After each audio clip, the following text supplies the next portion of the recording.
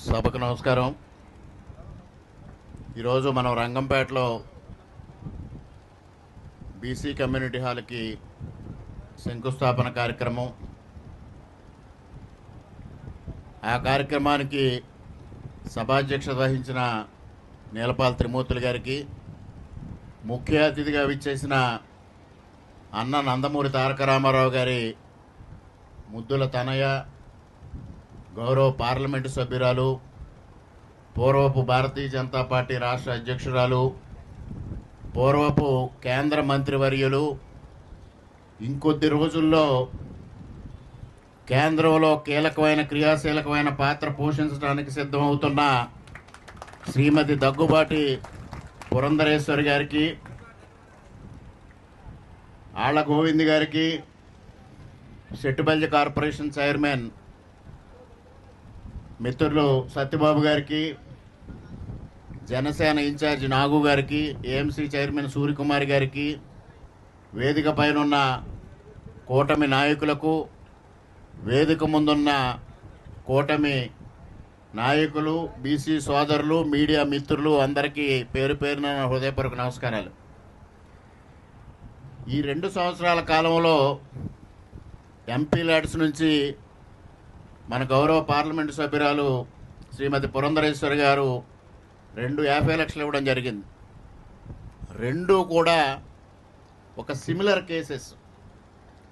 మొదటగా అనపర్తిలో SC community hall కోసం 50 లక్షలు ఇవ్వడం జరిగింది.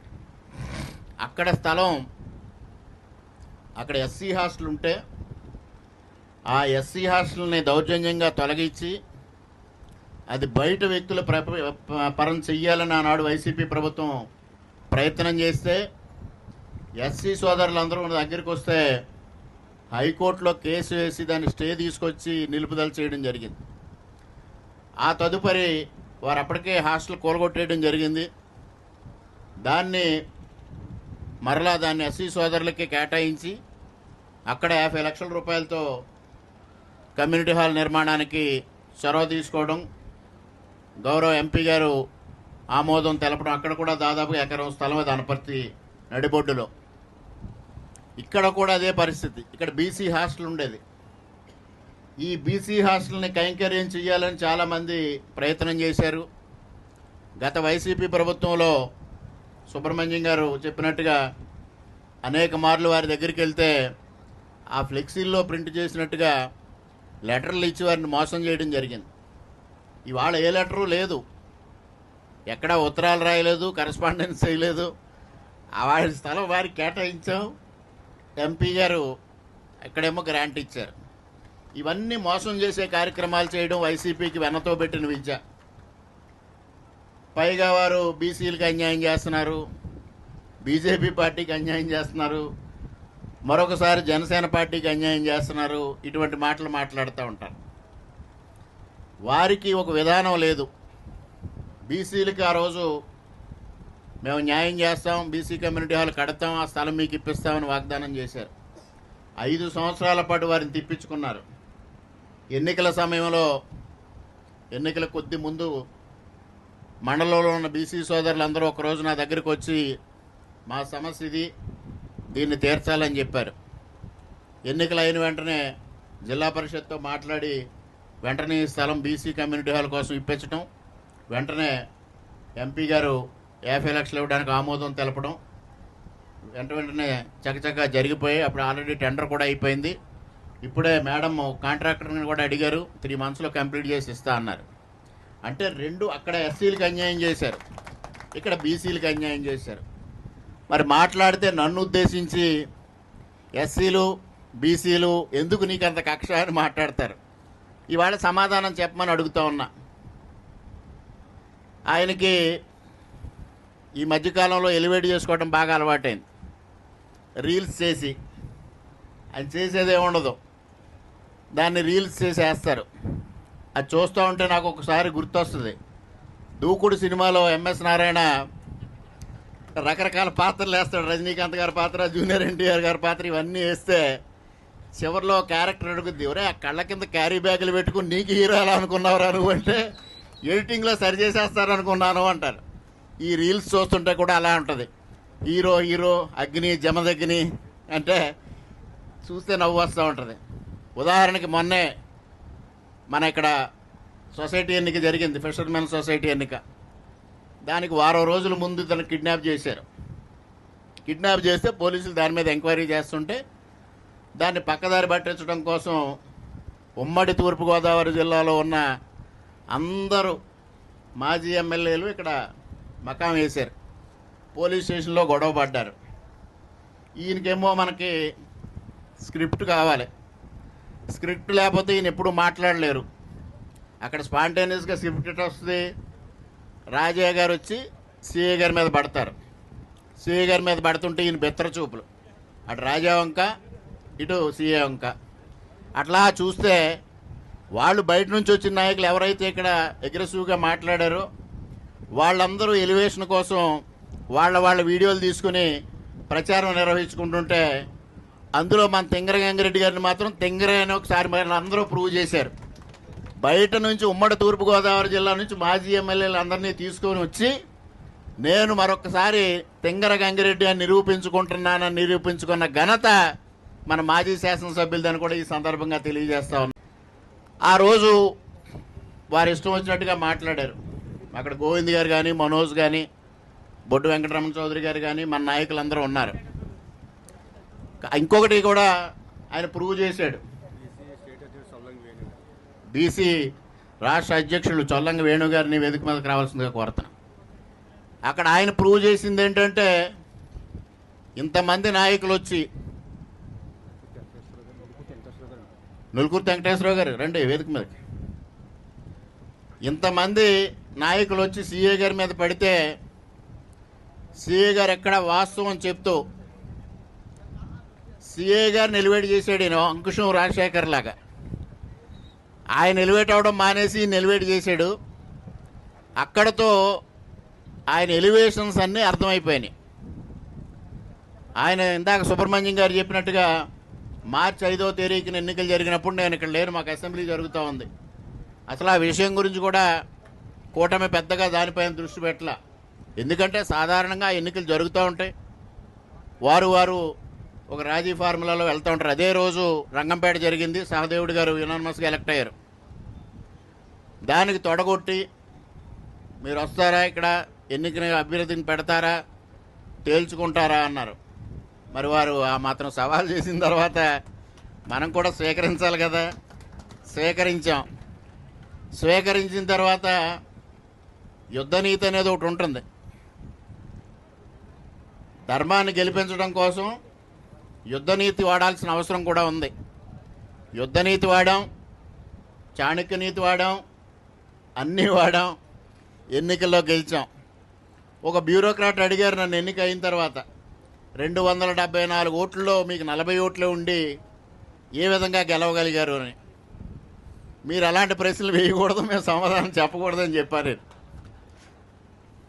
అంచేత ఎవరైనా ఎన్నిక ఎలా చేయాలో తెలిసిన వాళ్ళు వారం రోజుల ముందు ఓటర్స్ని కిడ్నాప్ చేస్తారా? అక్కడే అర్థమవుతా ఉంది మన వెకిలితనం, తింగరతనం. ఆ విధంగా చేసి నీకు బీసీలంటే పడదు, ఎస్సీలంటే పడదు అని మాట్లాడతారు. ఇవాళ అక్కడ ఎస్సీ కమ్యూనిటీ హాలు, ఇక్కడ బీసీ కమ్యూనిటీ హాలు, వాళ్ళకి చెందిన స్థలాల్ని మీరు అన్యాక్రాంతం చేయబోతే మరలా తీసుకొచ్చి వాళ్ళకి ఇచ్చిన ఘనత కూటమి ప్రభుత్వాన్ని కూడా ఈ సందర్భంగా తెలియజేస్తా ఉన్నా. ఇక మీరు బీసీలు పక్షపాతిగా మాట్లాడతారు. మీ హయాంలో 2 బీసీలు ఈ నియోజకవర్గంలో మీ వల్ల, మీ వేధింపుల వల్ల ఆత్మహత్య చేసుకు చనిపోయారు. ఒకటి పులగొర్త గ్రామానికి చెందిన శెట్టిబల్జి సోదరుడు పంపన ఆనందరావు, రెండవది విశ్వబ్రాహ్మణ వర్గానికి చెందిన కోటిపల్లి కామాక్షి, అలాగే అగ్రవర్ణానికి చెందిన అనపర్తిలో ఒక ఆవిడ ఆత్మహత్య చేసుకుని చనిపోవడం జరిగింది. ఆవిడ రెడ్డి సామాజిక వర్గం. మీరు ఇవాళ బీసీల గురించి, ఎస్సీల గురించి మొసలి కన్నీరు కారుస్తూ మాట్లాడుతూ ఉంటారు. మీకు విశ్వసనీయత ఎక్కడుందని నేను ప్రశ్నిస్తూ ఉన్నా. ఆ రోజు రంగంపేట మండలంలో అధ్వానంగా రోడ్లున్నా, అధ్వానంగా ఇబ్బందికరమైన పరిస్థితుల్లో ఏమున్నా ఏమి పట్టించుకోవాలా. ఇవాళ కూటమి అధికారంలోకి వచ్చిన తర్వాత 15 రోజుల్లో రంగంపేట, దొంతమూరు, రంగంపేట, సింగంపల్లి 2 రోడ్లు నిర్మాణం మొదలుపెట్టించిన ఘనత కూటమి ప్రభుత్వం అందని ఈ సందర్భంగా తెలియజేస్తా ఉన్నా. అది పోనే గ్రాంట్ మేము ఇవ్వలా, మీరే ఇచ్చారు. వైసీపీ వ్యూహకర్త ప్రశాంత్ కిషోర్ రికమెండేషన్తో ప్రతి నియోజకవర్గంలో కనీసం 4 రోడ్లు చెయ్యకపోతే వైసీపీకి ఓట్లు పడవని చెబితే ముఖ్యమంత్రి గారు అత్యంత ప్రాధాన్యతనిచ్చి నియోజకవర్గానికి కొన్ని రోడ్లు ఇచ్చారు. దాంట్లో ఈ 2 రోడ్లు 6.5 కోట్లు. ఆ కాంట్రాక్టర్ వచ్చి అప్పుడు ఎమ్మెల్యేగా ఉన్న సూర్యనారాయణ రెడ్డి గారిని అడిగారు, వర్క్ చేస్తాను, పేమెంట్ ఇప్పిస్తారా అని. వారు నా పేమెంట్ సంగతి నాకు తెలుసు కానీ నీ పేమెంట్ సంగతి నాకు తెలియదు అన్నారు. అంటే వాడు వర్క్ చేయకుండా వెనక్కి వెళ్ళిపోయాడు. వాడిని ఇక్కడే పిలిపించి నువ్వు వర్క్ చెయ్యి, నువ్వు చేసిన దానికి గతం నువ్వేం చేసుకున్నావు మాకు అవసరం లేదు, కానీ ఈ 2 రోడ్లకి సంబంధించిన బిల్స్ ఇప్పించే బాధ్యత నాది అని చెప్పి వారితో మొదలుపెట్టించాం. వారికి అన్న విధంగానే ముఖ్యమంత్రి గారితో చెప్పి వారికి పేమెంట్ కూడా ఇప్పించడం జరిగింది. అదేవిధంగా నియోజకవర్గంలో అనేక రోడ్లు చేశాం. ఏడీబీ రోడ్డే ఉదాహరణ. ఏడీబీ రోడ్డు 5 సంవత్సరాలు ఏ విధంగా నిర్లక్ష్యానికి గురైంది. తర్వాత కూటమి ప్రభుత్వం వచ్చిన తర్వాత ముఖ్యమంత్రి గారు ప్రత్యేక శ్రద్ధ తీసుకొని ఆ కాంట్రాక్టర్కి గత 5 సంవత్సరాలుగా దాదాపు 130-140 కోట్లు, ఇక్కడైతే సిఆర్డీఏలో అయితే పెండింగ్ ఉంటే ముఖ్యమంత్రి గారు హామీ ఇచ్చి పని మొదలుపెట్టిస్తే ఇవాళ ఏ విధంగా ఉందో చూస్తూ ఉన్నారు. ఎక్కడ సమస్య ఉన్నా ఆ సమస్యని పైన స్పందించడం, ఆ సమస్యను పరిష్కారం చేయడానికి ప్రయత్నించడం, వీలైనంత వరకు సమస్యలను పరిష్కారం చేయడం ఇవాళ కూటమి యొక్క లక్ష్యం. ముఖ్యంగా రంగంపేటలో శివాలయం గత ప్రభుత్వ హయాంలో నిన్ననే పెద్దలు చెప్పారు, మేము సొంత డబ్బులతో శివాలయం కట్టుకుంటాం, కనీసం ఉన్న ఆలయాన్ని డిస్మాంటిల్ చేయడానికి ఆర్డర్ ఇప్పించండి అని ఆ రోజు ప్రస్తుత మాజీ శాసనసభ్యుల్ని అడిగితే నా వల్ల కాదు అని చెప్పారు. కొత్తదానికి ఎలాగా గ్రాంట్ ఇప్పించలేము, పాతది కనీసం డిస్మాంటిలింగ్ ఆర్డర్ ఇవ్వమంటే ఇవ్వాల. నాకు ఏదైతే ఇందాక త్రిమూర్తులు గారు చెప్పినట్టు జేహో బీసీ కార్యక్రమానికి ఇక్కడికి వచ్చినప్పుడు ఈ స్థలం గురించి, శివాలయం గురించి ఆ రోజు స్పష్టమైన హామీ ఇవ్వడం జరిగింది. ఆ హామీకి అనుగుణంగా ఇవాళ 1,60,00,000 ఇప్పుడు శాంక్షన్ చేయడం జరిగింది. ఆల్రెడీ పని మొదలైంది. అదనంగా ఇంకొక 45-50 లక్షలు కావాలి, అది కూడా తప్పనిసరిగా ఇప్పిస్తాను. దాని పని మొదలుపెట్టి ఇవాళ ఒక 3-4 నెలల్లో దాన్ని పూర్తి చేసి ప్రతిష్ఠ చేసే దిశగా ఇవాళ ముందుకు వెళ్తా ఉన్నాం. హామీలు ఇవ్వడం కాదు, హామీలు అమలు చేయడం అనేది ముఖ్యం. అక్కడే ఒక వ్యక్తి పైన కానీ ఒక నాయకుడి పైన కానీ ఒక నమ్మకం ఏర్పడుతుంది. ఇవాళ పురంధరేశ్వరి గారు ఆవిడ పనిచేసే విధానం, పెద్ద వయసు అయినా కూడా భారతీయ జనతా పార్టీ అనేక అసైన్మెంట్స్ వాడికి ఇవ్వడం జరుగుతూ ఉంది ఇతర రాష్ట్రాల్లో పార్టీ కోసం. అవన్నీ తిరిగి ఆ బాధ్యతలు నిర్వర్తిస్తూ ఉన్నారు. మరోపక్క పార్లమెంట్లో మహిళలకు సంబంధించి అత్యధిక కమిటీలకి వారే చైర్పర్సన్. సమర్థవంతంగా ఆ వ్యవహారం చక్కబెడుతూ ప్రభుత్వం తరఫున, పార్టీ తరఫున అనేక కార్యక్రమాలు, ముఖ్యంగా ఆపరేషన్ సింధూర్ జరిగినప్పుడు ఇతర దేశాల్లో మన వాణి వినిపించడం కోసం వారి అధ్యక్షతన ఒక కమిటీని కూడా విదేశాలకు పంపించడం జరిగింది. బహుభాషా కోవిదురాలైన పురంధరేశ్వరి గారిని భారతీయ జనతా పార్టీ ఈ విధంగా అనేక కార్యక్రమాలు, అసైన్మెంట్స్ ఇస్తున్నప్పటికీ అవన్నీ చేస్తూ కూడా నియోజకవర్గం అభివృద్ధిమైన, నియోజకవర్గంలో ఉన్న సంక్షేమం ఏ విధంగా జరగాలి, లేకపోతే రేపు రాబోయే పుష్కరాలు ఏ విధంగా జరగాలనే దానిపైన వారు దృష్టి సారించి పనిచేయడం జరుగుతూ ఉంది. వారు ఎన్టీఆర్ గారి కుమార్తె, వారికి తిరగాల్సిన పని లేదు. వారు రాష్ట్రం అంతా సుపరిచితులు, తెలుగు ప్రజలందరికీ సుపరిచితులు. అయినా వారు ఎందుకు తిరుగుతూ ఉన్నారు, ఎందుకు ఇంత పని చేస్తూ ఉన్నారు అంటే, ఒక బాధ్యత ఇచ్చిన తర్వాత ఆ వ్యక్తి ఆ బాధ్యతను సంపూర్ణంగా నెరవేర్చాలి. అప్పుడే బాధ్యత ఇచ్చిన వ్యక్తులకి ఒక మంచి ఆలోచన ఉంటుంది, బాధ్యత నిర్వర్తించిన వాళ్ళకి సంతృప్తి కలుగుతుంది. ఆ విధంగా వారు పనిచేస్తూ ఉన్నారు. అటువంటి నాయకత్వం కావాలి, వారందరికీ స్ఫూర్తి. ఇవాళ మహిళా బిల్లుని మరలా పార్లమెంట్లో ప్రవేశపెట్టే దిశలో కేంద్ర ప్రభుత్వం ఆలోచిస్తున్న నేపథ్యంలో వారికి ఉన్నత స్థితి వస్తుందని కూడా అందరూ భావిస్తూ ఉన్నారు. అది రావాలని ఇవాళ రంగంపేట శివాలయం శివుణ్ణి కోరుకుంటూ వారు మరింత ఉన్నత స్థితిలో మనకి రేపు వచ్చే పర్యటన ఆ స్థితిలో రావాలని, ఆ స్థాయిలో రావాలని మనసా వాచ భగవంతుని కోరుకుంటూ, అదేవిధంగా ఇవాళ రంగంపేట మండలం కాదు, అనపర్తి మండలం కాదు, బెక్కువలు కాదు, పెదపూడి కాదు, 4 మండలాల్లో అభివృద్ధి కార్యక్రమాలు చేస్తూ ఉన్నాం. 2014-19 మధ్యకాలంలో నేను శాసనసభ్యుడిగా 5 సంవత్సరాల్లో కలిసి 800 కోట్లు మంజూరు చేయించడం జరిగింది. కానీ ఈ 2 సంవత్సరాలనే భగవంతుడు ఆశీస్సులు అవనివ్వండి, కేంద్ర రాష్ట్ర ప్రభుత్వాల సహకారం అవనివ్వండి, ముఖ్యమంత్రి గారు, మన గౌరవ పార్లమెంటు సభ్యులు వీరందరి సహకారం అవనివ్వండి, ఈ 2 సంవత్సరాల్లోనే 700 కోట్ల రూపాయలు అభివృద్ధి కార్యక్రమాలు పూర్తి చేసుకోవడం జరిగింది. ఈ 3 సంవత్సరాల్లో కూడా పూర్తిగా అభివృద్ధికి కేటాయిస్తాం. ముఖ్యంగా అనపర్తి ప్రాంతం, అనపర్తి, బెక్కవోలు, అదేవిధంగా రామచంద్రపురం, మండపేట తదితర ప్రాంతాల ప్రజలు చిరకాల వాంఛ జన్మభూమి ఎక్స్ప్రెస్ని మేడం తీర్చారు అనేది కూడా ఈ సందర్భంగా తెలియజేసుకుంటూ, అదేవిధంగా రైల్వే ఫ్లైఓవర్లు దాదాపుగా 3 ఫ్లైఓవర్లు అనపర్తి నియోజకవర్గం పరిధిలో వారు మంజూరు చేయించారు. అనపర్తి రైల్వే స్టేషన్ ఇవాళ 38 కోట్లతో అభివృద్ధి కార్యక్రమాలు చేస్తాం, తొందరలోనే ప్రారంభించబోతా ఉన్నాం. అదేవిధంగా కేశవరం, అది మండపేట పరిధిలో అయినా అనపర్తి నియోజకవర్గం ప్రజలకు అత్యంత ఆవశ్యకతని దాన్ని కూడా గుర్తించి వారు దాన్ని కూడా మంజూరు చేయించారు. ఈ విధంగా వారు ఎక్కడున్నా, ఎక్కడ పర్యటన చేస్తున్నా మనసంతా రాజమండ్రి పార్లమెంట్ నియోజకవర్గం మీదే ఉంటుంది. ముఖ్యంగా మన నియోజకవర్గానికి ప్రాధాన్యతనిచ్చి వారు మన అభివృద్ధి కోసం కృషి చేస్తున్నందుకు వారికి సంపూర్ణంగా కృతజ్ఞతలు తెలియజేసుకుంటూ, మరి ఈరోజు ఈ కార్యక్రమాన్ని ఇంత ఘనంగా ఏర్పాటు చేసి ఈ కార్యక్రమంలో మమ్మల్ని అందరినీ భాగస్వాములు చేసిన బీసీ సోదరులందరికీ పేరు పేరున హృదయపూర్వకంగా కృతజ్ఞతలు తెలియజేసుకుంటూ సెలవు తీసుకుంటున్నా. జై హింద్. అందరికీ నమస్కారం. ఈరోజు ఉదయం నుంచి గౌరవ పార్లమెంటు సభ్యులు మన అనపర్తి నియోజకవర్గంలో వివిధ అభివృద్ధి కార్యక్రమాలు, ప్రారంభోత్సవాలు, శంకుస్థాపనల కార్యక్రమంలో పాల్గొనడం జరిగింది. ముఖ్యంగా రంగంపేటలో ఏదైతే బలహీన వర్గాల అభ్యున్నతి కోసం ఒక కమ్యూనిటీ హాల్ నిర్మాణం చేస్తున్నామో దానికి ఎంపీ ల్యాడ్స్ నుంచి 50 లక్షలు ఇచ్చి ఈరోజు వారి అమృత హస్తాల మీదుగా శంకుస్థాపన కార్యక్రమం చేసుకున్నాం.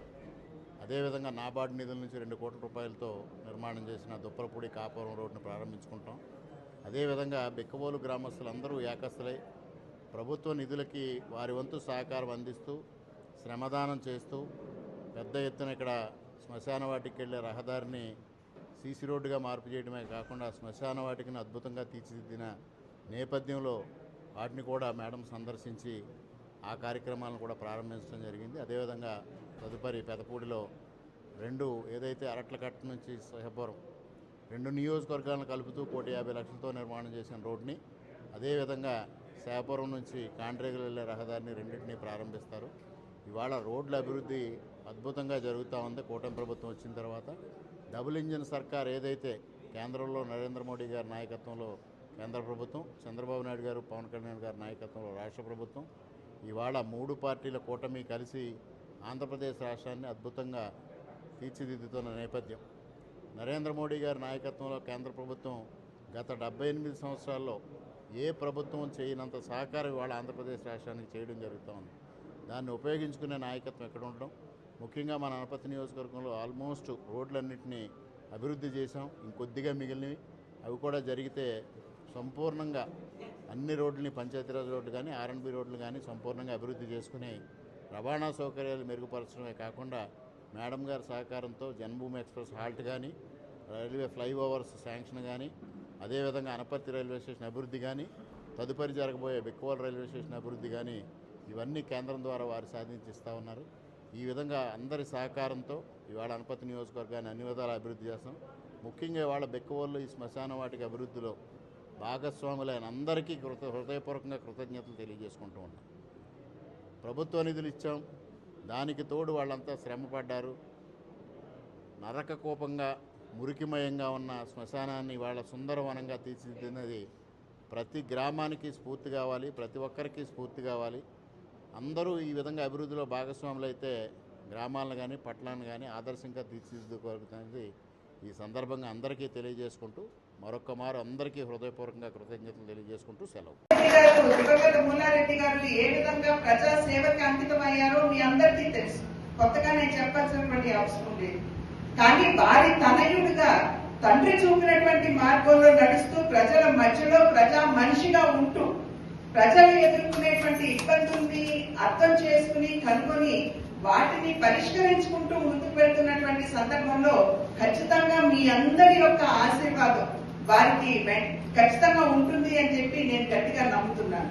కనుక ముందు కూడా సాధారణంగా ఏంటంటే మనం ఓటు వేసి గెలిపించుకునేటప్పుడు ఏ నాయకుడిని మనం గెలిపించుకుంటున్నాం అనేటువంటి విషయం మీద మనం దృష్టి కేంద్రీకరించాలి. మరి గడిచిన 5 సంవత్సరాల కాలం మనం చూసాం.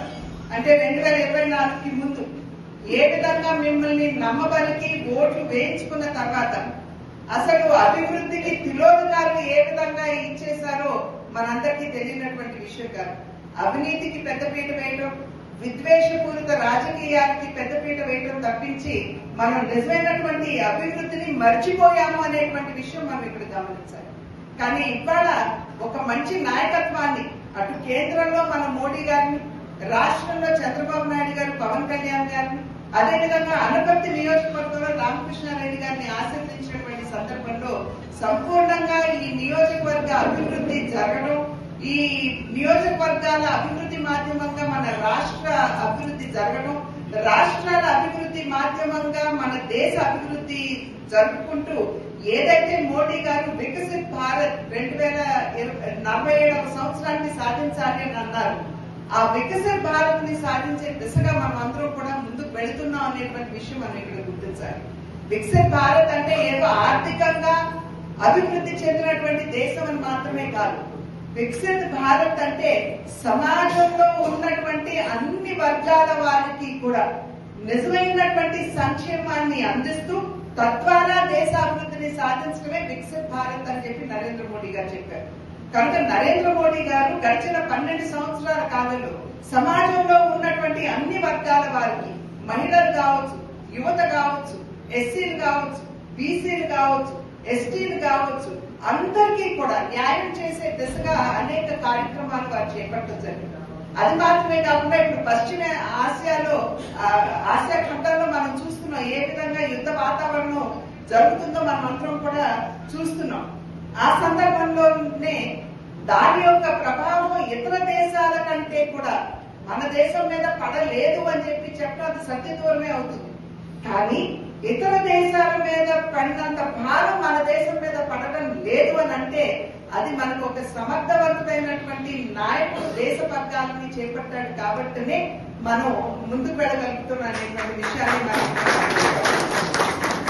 కనుక మీరందరూ ఈ రకంగా దేశ రాష్ట్రాభివృద్ధికి, నియోజకవర్గ అభివృద్ధికి, సేవకి అంకితమైనటువంటి నాయకత్వాన్ని ఆశీర్వదించినప్పుడు ఖచ్చితంగా మీరు ఈ అభివృద్ధిలో భాగస్వాములు అవుతారు అనేటువంటి విషయాన్ని గమనిస్తూ గుర్తిస్తూ రాబోయే కాలంలో కూడా మనకి స్థానిక సంస్థల ఎన్నికలు రాబోతున్నాయి.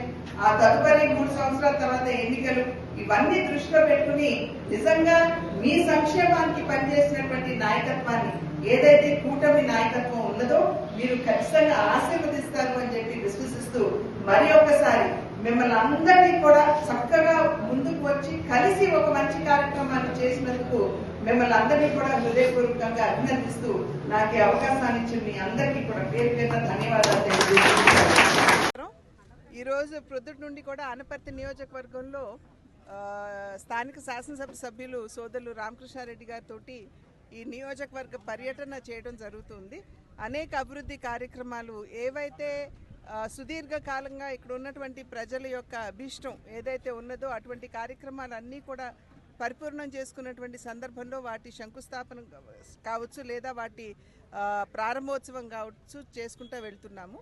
ఇప్పుడు చూసినట్లయితే ఇక్కడ దుప్పల్పూడి నుండి మనకి కాపవరం వరకు ఉన్నటువంటి ఈ రోడ్డు దగ్గర 4 కిలోమీటర్లు అంటే 3 చిల్లర వచ్చినటువంటి ఈ రోడ్డు అనాదిగా నిర్లక్ష్యానికి గురయ్యి ఇక్కడ ఉన్నటువంటి ప్రజలు చాలా అవస్థపడుతున్నటువంటి సందర్భంలో ఇప్పుడే సోదరులు చెప్తూ ఉన్నారు, నడులోతు గొయ్యలు కూడా ఉండేవి, ఇక్కడ మేము అసలు వెళ్ళడానికి చాలా ఇబ్బంది పడేవాళ్ళం. ఎప్పుడు ఈ రోడ్డు అభివృద్ధి జరిగినా కూడా అది తెలుగుదేశం అధికారంలో ఉన్నప్పుడు లేదా కూటమి అధికారంలో ఉన్నప్పుడు లేదా రామకృష్ణారెడ్డి గారు వారి తండ్రి గారు మూలారెడ్డి గారు వారు ఇక్కడ ఎమ్మెల్యేలుగా ఉన్నటువంటి సందర్భంలోనే జరిగింది అని చెప్పి ఇప్పుడే ఇక్కడ ఉన్నటువంటి సోదరులు చెప్పి వెళ్ళినటువంటి మాట. ఎన్నికల్లో కూటమి చెప్పింది ఖచ్చితంగా డబుల్ ఇంజిన్ సర్కార్ కనుక వచ్చినట్లయితే రాష్ట్రాన్ని అభివృద్ధి పథంలో నడిపిస్తాము అని చెప్పి చెప్పడం జరిగింది. ఇచ్చినటువంటి మాటకి అనుగుణంగా అధికారంలోకి వచ్చిన నాటి నుండి అక్కడ మోదీ గారి సంపూర్ణ సహకారంతో ఇక్కడ చంద్రబాబు నాయుడు గారు పవన్ కళ్యాణ్ గారి నాయకత్వంలో రాష్ట్రం కేంద్రం ఇచ్చేటువంటి నిధులన్నింటినీ కూడా అందిపుచ్చుకుంటూ మరి రాష్ట్ర సర్వతోముఖాభివృద్ధికి ఏ విధంగా పాటుపడుతుందో ప్రజలందరూ కూడా గమనిస్తున్నటువంటి నేపథ్యం కనుక మున్ముందు కూడా రాబోయే కాలంలో కూడా ఈ కూటమి ఇదే విధంగా సంపూర్ణమైనటువంటి సమన్వయంతో పని చేసుకుంటూ ముందుకు వెళ్తుంది అని చెప్పి తెలియజేసుకుంటూ రాష్ట్ర అభివృద్ధికి ప్రజల సంక్షేమానికి కట్టుబడి ఉన్నది అనేటువంటి విషయాన్ని కూడా తిరిగి నొక్కి వక్కాణిస్తున్నాను.